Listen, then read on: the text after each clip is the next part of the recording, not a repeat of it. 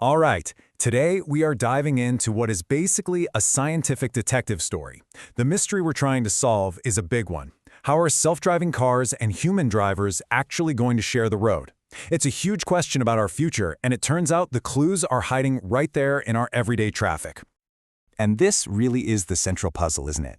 We all wonder about this. Are these super cautious, rule-following autonomous vehicles, AVs for short, going to become easy targets for us aggressive human drivers?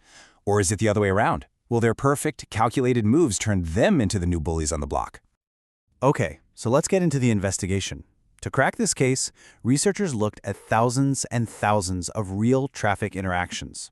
What you're looking at here isn't a simulation, not yet. These are the actual paths cars took during lane changes, tracked with incredible detail. They went straight to the source to see how we and the machines are really acting out there. So, where did our detectives focus their magnifying glass?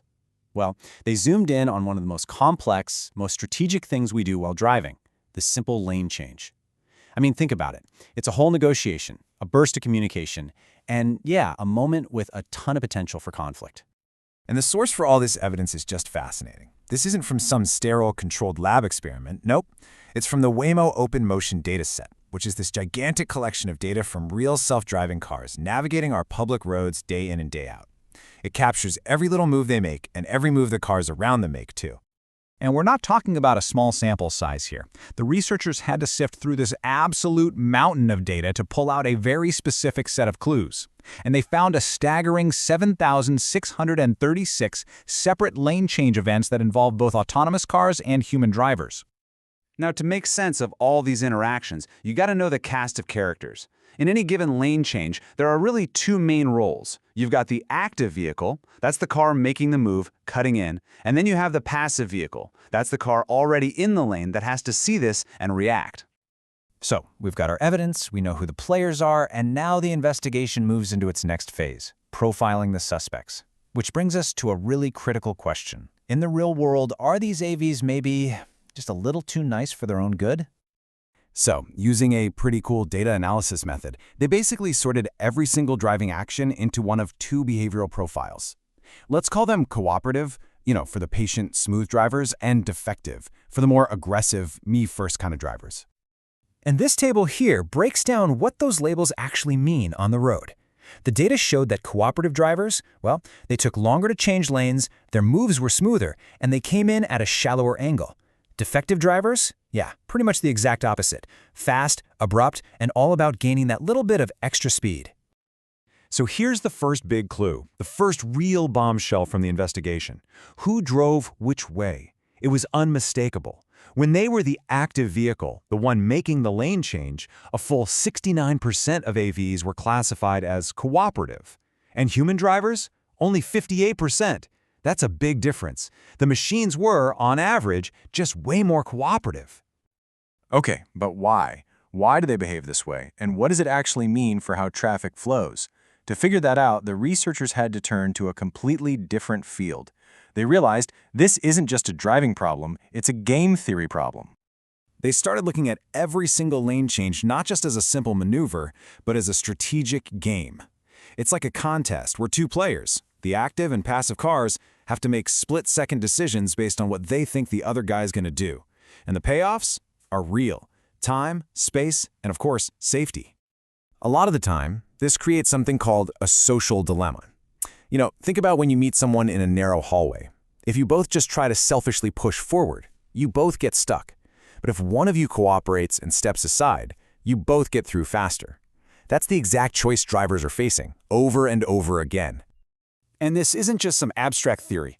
The actual data showed that for the passive vehicle, the car just minding its own business in its lane, about 11% of the time, it's faced with a true social dilemma, where it has to choose between cooperating and letting someone in or defending its spot. And this is where it gets really wild. They found these classic game theory scenarios, the prisoner's dilemma, the stag hunt, playing out thousands of times a day on our roads. These are situations where drivers are tempted to be selfish, even if it messes things up for everyone, or where they're afraid to be nice because they just don't trust the other driver. This is the strategic battle happening right in front of us. So, we've got these more cooperative AVs and slightly less cooperative humans, all playing these complex little strategic games. That's a snapshot of right now. But the really important question is, what happens when you just let this play out over time? To find that answer, they built a powerful simulation. They basically created a little digital traffic world, populated it with a mix of AVs and human drivers that were programmed to behave exactly like the ones they observed in the real world, and then they just let them play that lane change game over and over and over again. They sat back and watched to see which strategy would win out in the long run. Would the aggressive human drivers teach the AVs to be more pushy, or would the cooperative AVs teach us humans to be a little bit nicer? This brings us to the final and frankly stunning verdict of this whole investigation. And the answer was just overwhelming. Each one of these graphs you see here, it represents a different traffic simulation. The vertical axis, that's the level of cooperation. The horizontal axis is time. And in every single scenario, you see the trend lines for both humans and AVs just climbing upward. Cooperation turned out to be the winning strategy every single time. It just turns out that in the long game of traffic, being cooperative is simply more efficient than being a jerk. As the researchers themselves put it, repeated lane-changing interactions promote cooperative behavior for both AVs and HDVs, that's human-driven vehicles. And get this, regardless of the AV penetration rate, it doesn't matter how many robot cars are out there. So, we started this whole thing by asking if robot cars would be bullies or pushovers. But the science, it suggests a completely different story and a much more optimistic one. It looks like by being consistently cooperative, AVs might actually, slowly, teach all of us to be better drivers. Which leaves us with one last, really provocative question to think about.